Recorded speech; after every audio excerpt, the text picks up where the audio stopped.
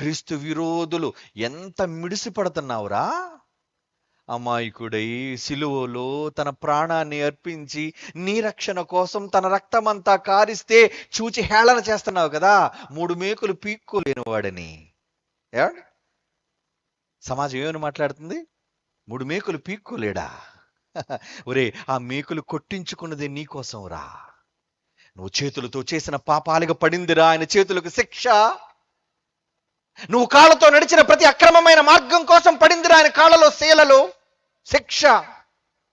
నువ్వు తలతో ఆలోచించిన ప్రతి చెడు తలంపుకు ఆయన నెత్తిన పెట్టబడిందిరా ముళ్ళ కిరీటం.